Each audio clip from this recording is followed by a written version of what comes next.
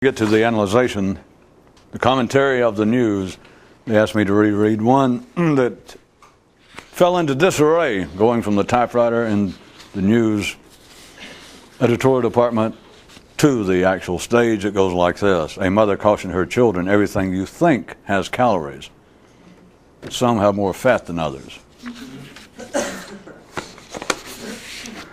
And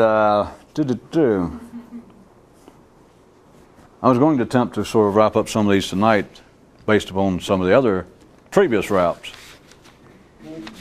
But how about first I'll read through the ones that they asked me to comment on, just to refresh your memory in case I go back to them and or do not ever get to say anything specifically about them, or in the alternative, anyone understand what I just said?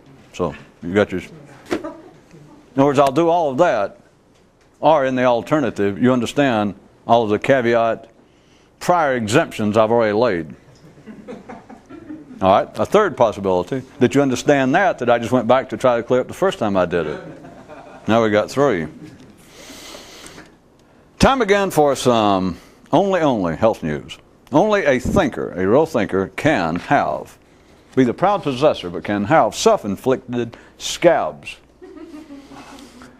Not wounds. See, because you're alive and live in the city, that is, if you're alive and you think and feel like everyone else. If you think like everybody else, you got wounds, you got cuts.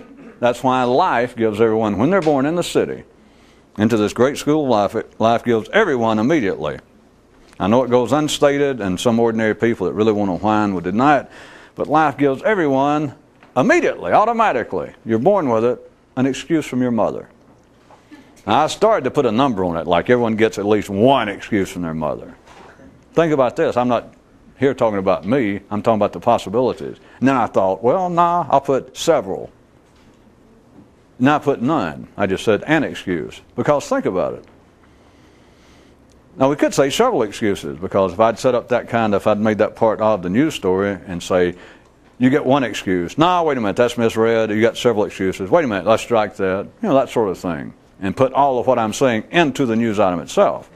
So if you had thought that way already, if you had heard that basis, then you could say, well, does everybody get one excuse? Then you might think no, because you can grow up, and as you're growing up, and as you're growing old, which is simultaneous and synonymous with ordinary people, but you can think, well, all right, say some early age, a teacher, just to pick out an ordinary, meaningless physical example, teacher in the second grade calls upon you, what's 2 and 2? And you're humiliated. I mean, because it turns out you even had 4 fingers. You could have come up with it. If you were a boy, they might have been busy with something else. But at any rate, you couldn't come up with it. But later you can tell, you know, your friends or the teacher or yourself, you can go, my mother had the measles when she was pregnant. Right? You didn't like that? I'm creatively challenged. I have a burgeoning tumor. But then you could say, well, if you blow one excuse, that's it. And so you could have argued with one excuse, and then we could say several excuses. I'm going to leave this. And you could say, no, not that. Just an excuse. That life gives everyone an excuse from their mother. The reason I even stopped all that is for you, if you were thinking a certain way, that people believe they've either got one excuse, some people will lean on one excuse. That some people are specifically crippled. That whatever happens, they say, well, I'm overweight. Well, you know, I lost my hair. Well, my mother died when I was young. Well, my mother stayed alive when I was young. You know, it would appear that some people, no matter what happens, you know, will do this. No, we're not picking on them. That's fine. You got it. If you live in a city, that is, if you think like city people, you're crippled. I mean, there's no choice. If you weren't crippled, you could think. If you think partisanly, you're crippled. That's not the only way you can walk. It's the only way that's why people got 2 brains, 2 eyes, and libraries are air conditioned. If there was such a thing as partisan thought and you were not crippled, you couldn't move. You're crippled, and that's what partisan thought is. You favor something. Well, do you think that we should now be, actually, in this day and age, right on the cusp of the 21st century, that we should still be pursuing laissez-faire capitalistic economic plans, or should we finally put into workable, specific operation, planned government-controlled economies. And you can say whatever you say. Should we be more liberal, more conservative? Should we be more this? And you go, I'll tell you exactly what. Then you're crippled. That's the only way you can think. I'm just using cripple in the kind of way that some of you is probably going to figure, wait a minute, you mean something else by that. Yeah, I mean a squirrel.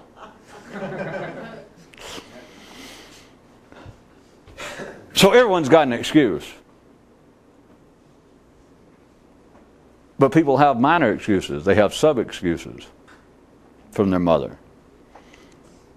And to get completely out of this, the overall, not just allegorical, purpose of it, the excuse is not that you're overweight, that you're dumb, well, I'm a woman, I'm too short, I'm too young, I only have one arm. The real excuse is this. The real excuse from your mother is, are you ready? I'm alive. That's it. You doubt it? Now, there's been several that I threw in like that. You doubt it? Go look in the mirror. You doubt it? Look around. You doubt it? How about this? Call up, anywhere on this planet, call up a psychiatrist. Anyone who lists himself as offering counseling of any sort. Find one that demands that you prove you need it. There is your proof, if you understood that. Find one who will turn you down on the basis that I don't think you need it, prove you need it, show me you need it, are you sure you need it? Find one that will even ask. All they ask is, do you have a MasterCard? What time can you get here? You know, are you on the bus line? How soon can you get here? Doctor, how soon can you see me? I'm going crazy. How soon can you get here?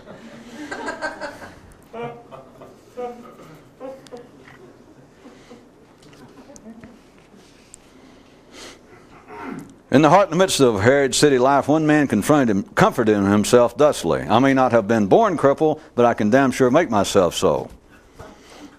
Comforted himself, you understand? That is it. Because if you suddenly felt as though you had been trapped, that life in some way seems to have taken an accusatory stance toward you, like, what? Why did you say that? Why did you think that? Etc. And it seems as though it's a new circumstance and you can't, just nothing pops to mind like, well, my uncle drank too much. Did you just see him, you're almost hypnotized, you don't know what to say? Even afterwards, it's sometimes known as, it used to be called the syndrome of I should have said. That people think, well, what I should have said. You know, the snappy comeback, snap back to me now. That's not what you need. That's not what really required. What's required is a person to leave, even if it's momentarily, and they understand I could have crippled myself. I just couldn't get out my gun fast enough and shoot myself in the foot. That's when I can't think of anything. But you know this, well, next time I could be dumber, it was probably the heat. I hadn't had enough sleep. I was tired. Kid jumping up and down the bed said, Daddy, let's play why. It's obviously some kind of dumb game they played. So he says, let's play why, Daddy. Come on, tell me why. Here's his why for the night. Why the cruder the person, the more likely they are to cry when they tell their life story. I think if there was any decency in this studio audience, we would all just now pause and put either lower our heads in a moment of devotion or put it on your desk and go. There is much more to that than literal, which is what makes it symbolic and not metaphorical. But notice the cruder, just in the ordinary sense. And this is not better or worse, it just has to do with different time zones. Because remember this, when it's 5 o'clock in New York, it's 2 o'clock in Los Angeles. Now, you can write that down and cry about it later. But the crude, what are soap operas? What is most fiction? Most. But all right, let's take an ordinary person right quick. If you had an ordinary person telling their life story, they're the ones, the cruder they are. Let's just make it nice and simple. As you people know, by now it doesn't mean anything literally. But if you had, say, a man with a PhD in economics from Harvard, nice job, upper middle class, and next to him you had a man with a 5th grade education living in a trailer park, a nice one, but a trailer park, in Should I say Albuquerque or Tuscaloosa? With a 5th grade education, a drywall man, and you say, well, tell me something about your life. And we're here, we're reporters, we're just interviewing people, unless they, for some reason, they're staying there next to each other. The guy, the bricklayer, the drywall man with no education, he is going to give more of a soap opera retelling of a life. Now, don't jump to the obvious conclusion, because the obvious one is your mind will talk about it, but you won't see what it is. The cruder the person, the more likely they are to whine and cry as they tell their life story than the college, upper middle class person. Now, the obvious thing you might think, even if you thought that, is, well, just think right quick the kind of story they'd tell. The poor guy, the cruder guy, would go, well, you know, my girlfriend, my present wife, got pregnant when she was 15. I was 16. I had to drop out of school. I have been working ever since. You know, then she lost a kidney, and our first 2 children were born deformed. I won't go into any of the genetic aspects of first cousins marrying, but and about the time I got my last pickup truck almost paid for, the damn thing blew up. You know, our house trailer got hit by a tornado, or was hit a hurricane. You know, in Albuquerque, you figure. You know, we're talking bad luck now.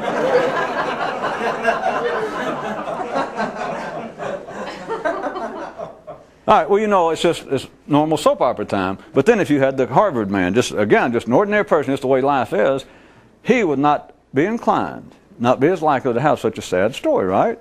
Now, if you were ordinary following this and thought there was any point, you would immediately want to object in a most probably whining manner. Like, well, goddamn, what's the point of that? Anybody that's in better shape is going to have less to cry about. Anybody that, you know, the Harvard guy probably came from a middle-class family, at least to start with, and this other guy, his family was poor.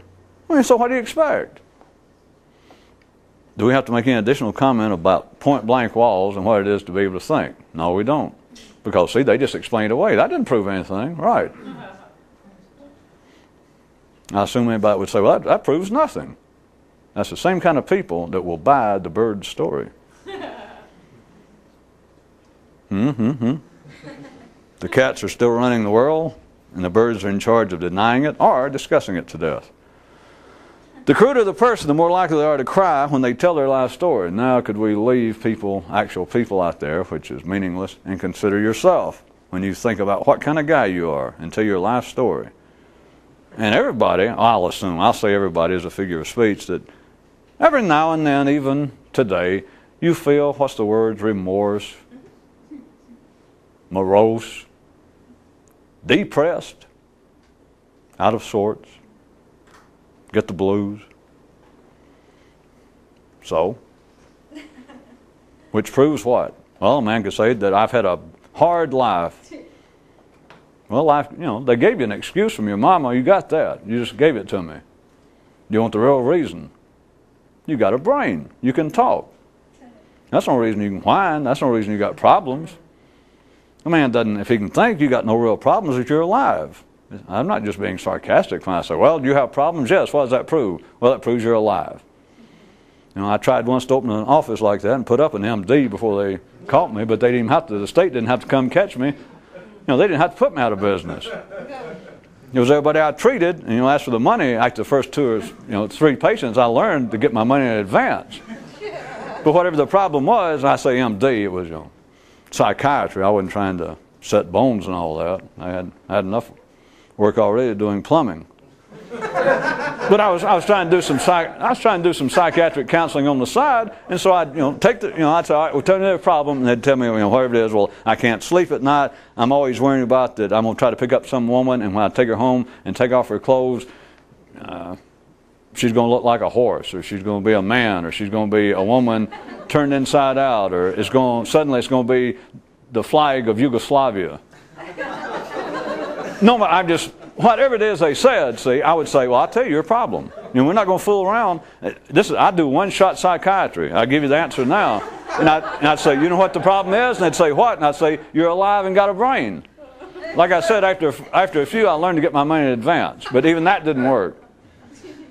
You understand? That was all about this. It wasn't about me. I didn't open an office. Think about yourself whenever you cry, even if you don't like the overall story. How come you don't like the overall story? That's the one-shot deal. You don't have to come back. You don't have to be inoculated but once.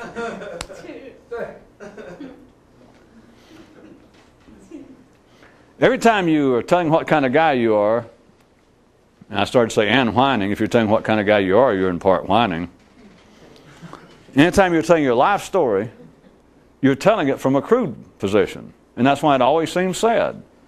Even the examples I made, which wasn't the point, the guy from Harvard, if we took him aside after they both told their stories and said, boy, you've been lucky, comparably speaking, compared to that guy, he'd go, yeah, you're right. He might say it then, but he doesn't feel that way. He feels like he had a hell of a life because he had to get a partial scholarship. Plus, when he was growing up, worse than anything, what he wanted was a Ferrari. And the best he ever got, that his family ever gave him, was a Corvette. And I'm not being smart-ass. You understand? He feels as though, well, you know, I did not have it all that easy. Most of my friends had foreign cars. And to tell you the truth, no one in my close personal circle, I was ashamed, literally. No one in my close intellectual circle was on any scholarship. I mean, they didn't even have to apply, and I had to. Anytime you're telling your life story, you're whining. But the point of this is the cruder sort, the person, the more likely they are to cry when they tell their life story. Now that I've torn it apart, what do they call it, deconstructed it, explained it, commented on it. Now if you understand, the cruder the person, the more likely they are to cry when they tell their life story, it's all a dirty trick. Because if you're going to tell your life story, it's the cruder part telling to begin with. And so it sure is going to cry, because the crude part always feels like, well, somebody stepped on my dick somewhere along the way. And they're right. And the proof is, all you got to do is check their heartbeat. You know? Even if they don't want to answer, if you say, well, no, you're alive, and they think, I'm not going to fall for that. You're going to give me that one-shot treatment of diagnosing my problem, and they don't even answer, just leap over your desk, you know, if you're running that weekend psychiatric counseling, just feel their heart or somewhere. If they're alive, there's your answer. And just tell them, even if they won't answer. You know, they won't challenge you and see how good you are. If they're alive, that's their problem. They don't have to admit it.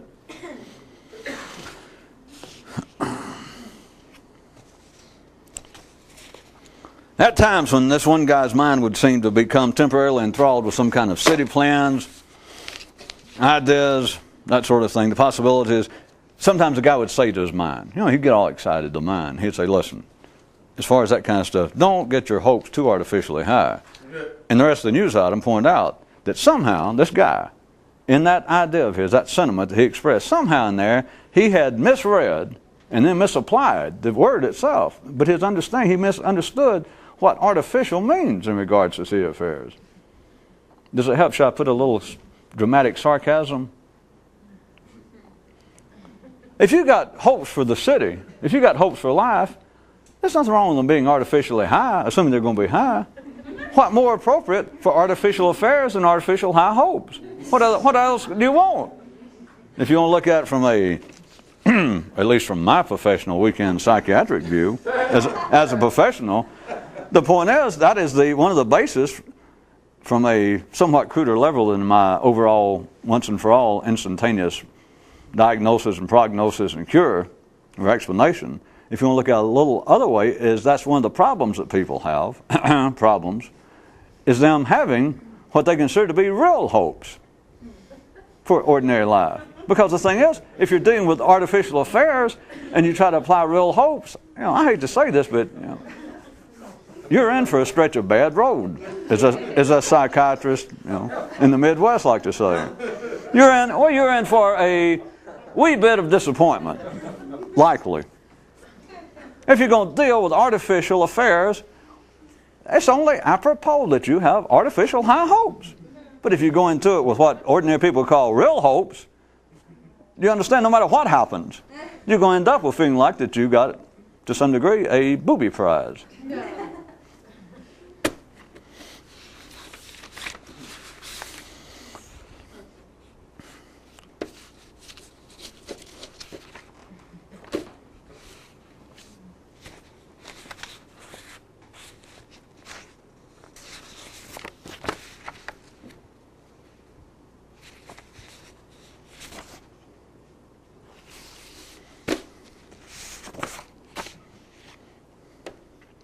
I'm going to redo this one. I can't resist.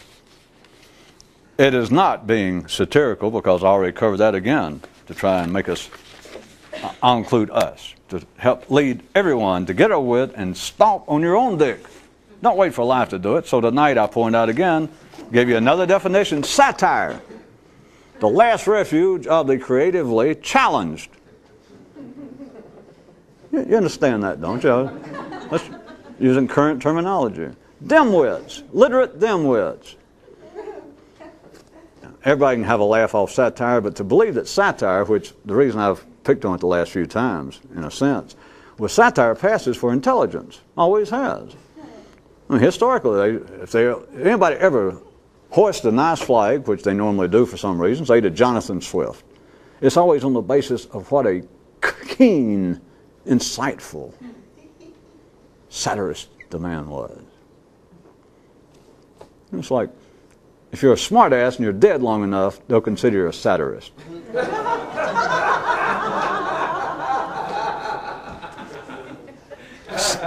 And a few nights ago I described satire as a kind of a literate attempt to conceal, to help camouflage plagiarism. And that is. But I know, and you don't have to just be dead, I know that there are satirical television shows and et cetera that seem to be contemporaneous, but you're still dealing with this, that you can pass for being intelligent, like somebody get up and do a satire of our president, a satire of the Prime Minister of France, a satire of some either well-known or just artist specifically, or painter, or just the archetypical artist. And they do a satire. Do you understand? And it may pass for being insightful. I understand that. That it seems to even point out something deeper.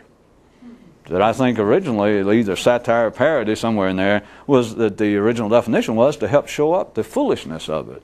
To show up the flaws of those who thought that they were being insightful, intelligent themselves, and you do a satire to show, hey, we're smarter than they are. I understand, I know all of that. But what is not looked at directly is no matter how you cut it, satire is still plagiarism. If you understood so much, why the hell you got to steal somebody's material? Why the hell you got to pull up the Pope or a president or anybody and shake them and hold them up and say, hey, look at this, I know better than that. You don't know better than that, whoever's doing that. If you knew better than that, you wouldn't have to hold them up. Because you're criticizing that. You're crippled. The whole thing annoys you. At best, you're half as stupid as whoever you're satirizing. All right? Literally. Trust me, I wasn't going into that, but that is another area of unknown. It's actually geography. Well, it's topography, but geography. So at any rate, I want you to understand, I have tried to take it apart for you, that it's the last refuge of the creatively, blah, blah, blah. This was based on something, and it's not intended just as satire, but the reaction, the absolute lack of any. I didn't do it for the purpose of satire, as you know. It wasn't to show off that I'd heard this somewhere in history, because I thought everybody knew it, but it got no reaction.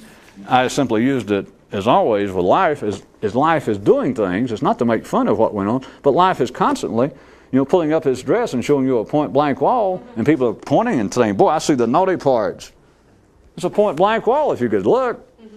At any rate, it was the one that said, some more of history brought to date and etc. An aid to the commander of the hormonal army.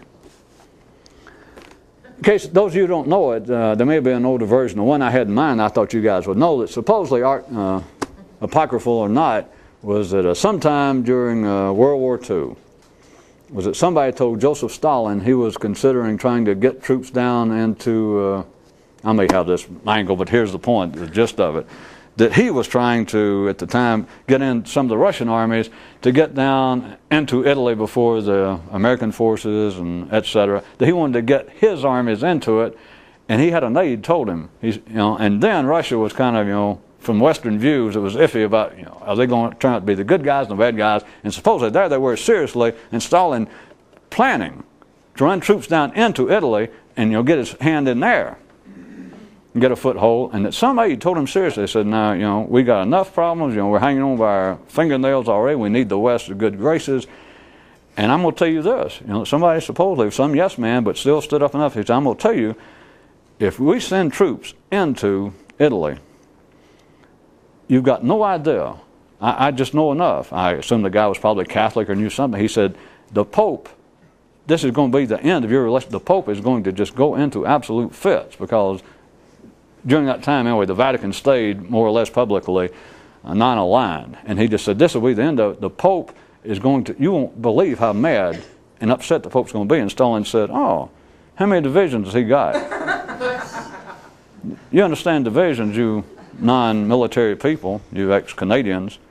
In other words, the guy's telling him, if you go in, if you try to move Russian troops into Italy, you're going to have the Pope to contend with.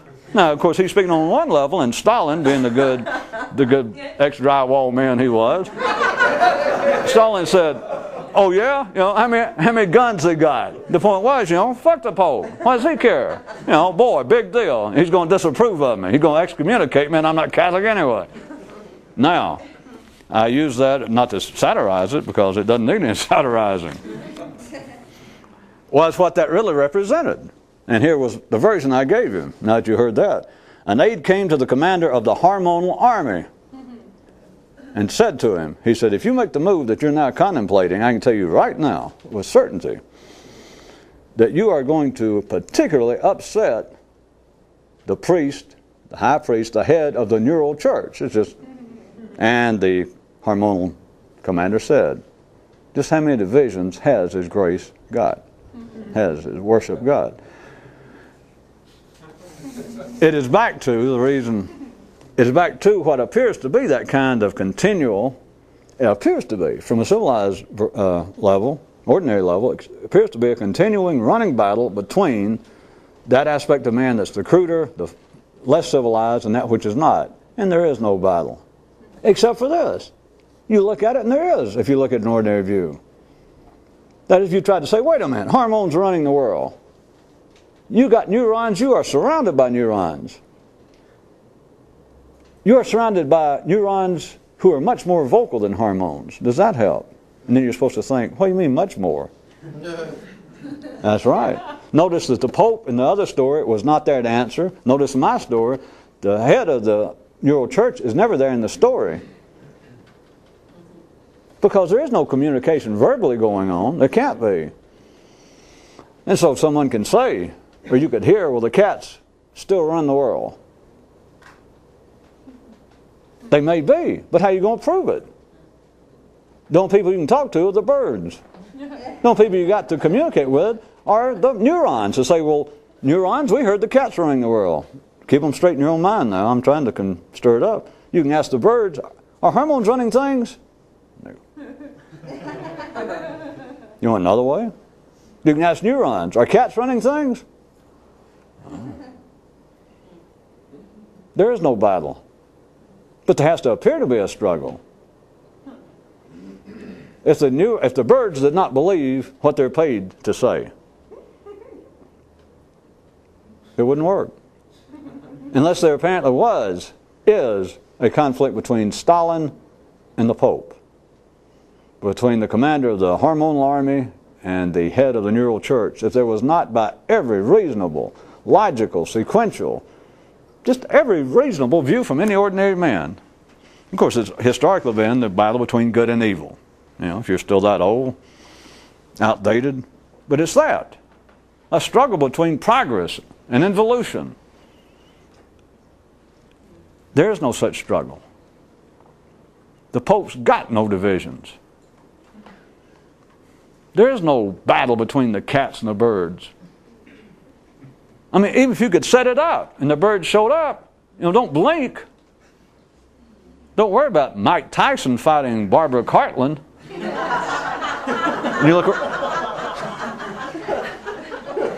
even if you could set up, if you could get the two together, if you could get hormones and neurons together, cats and birds together, and say, all right, we can get them together and have a fight. I told you could. And I say, look back around. And you think, well, where the goddamn hell the birds go? There's your battle, and you can't even do that. But that's what it would amount to. But notice it has to appear to be.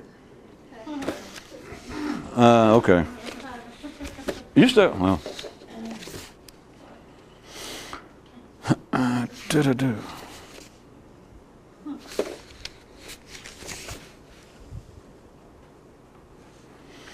Tonight's focus, the lead stories, have to do with the intellectual aesthetics of technology.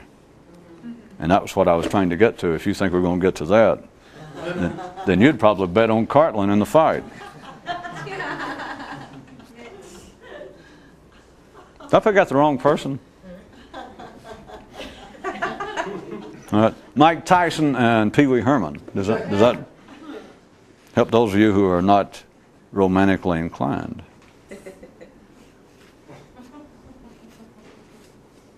All right, Mike Tyson and Mary Kay. And she says, "Here, I think you'd look good, maybe a lighter shade of red."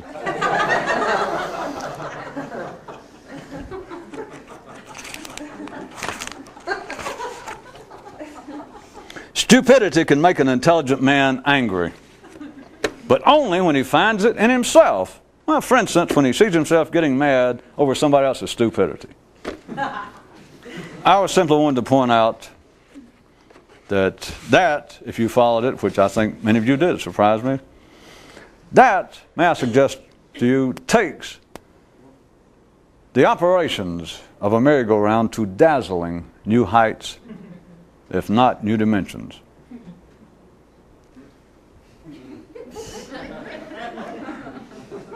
Plus, anyone who didn't actually make it one full way around, you could take it as being some sort of permission to get mad under specific conditions. like other people's stupidity. I mean, that's all, nothing else. Not mad about their religion, not about the way they look or how stupid. I mean, about any of their political or religious, but just plain stupidity. So you didn't make it even around once. Well, that's cheaper than drugs.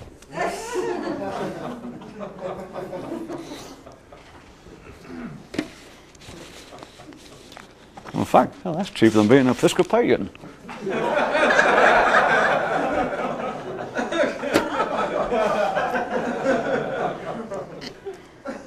Well, here's another one that I assume they picked out, because I'm not sure it went over orally, but here it goes.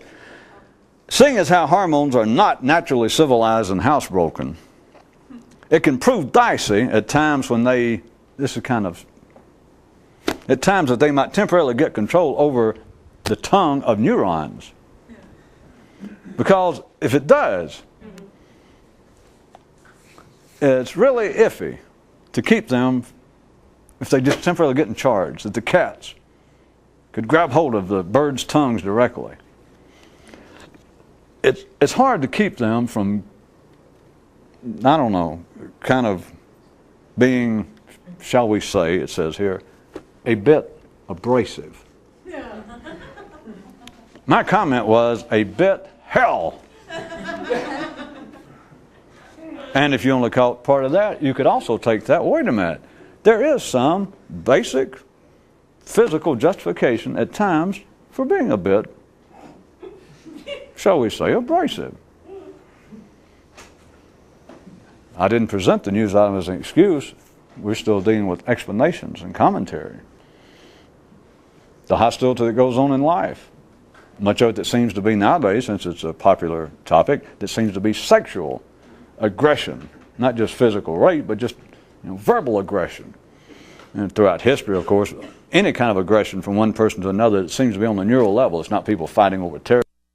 Strikes one is when it is now closer to the hormones, which is the cats running the world anyway, remember, but it seems like birds saying, well, I disagree with you about politics, or I disagree with you that we should allow the Buddhists to take over this particular Hindu temple here. I disagree with you because of certain historical. If it gets closer to simply the hormones, the territorial imperative of and desires, urges of the cats, if they get closer to taking over the tongues that apparently are talking about religion, it takes on a certain vitriolic tone. It takes on a certain, I should really say, vitriolic smell. That's when it becomes, in this, a bit abrasive, a bit hell. That's when it gets frightening. If you're around and you can think, that's when it's time to say, hey, at least in non-verbally go, hey, I'm an atheist, I got nothing to do with this, and catch a plane. This does not have to do with necessarily arguments, disputes over religious shrines in India or anywhere else. Up here, what the hell are you doing talking to yourself when you're an idiot? That is, if you're saying, wait a minute. I used to have some pretty good ideas when it came to politics. I used to be able to see my way clear instead I started fucking around with you and now I feel confused. No, you don't feel confused. Just nowadays you look around, you're used to seeing smoke, you look around and you think, my God. And you feel kind of frightened and you don't know what you saw was a tree. Just a damn rock. Where's the smoke? Wait a minute. The campfire, somebody, either stir it back up, kick it again, piss on it again. Something's wrong. I know. A bit abrasive. A bit.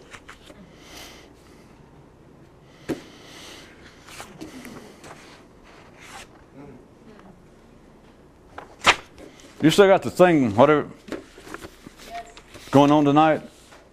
Well, we'll have to get to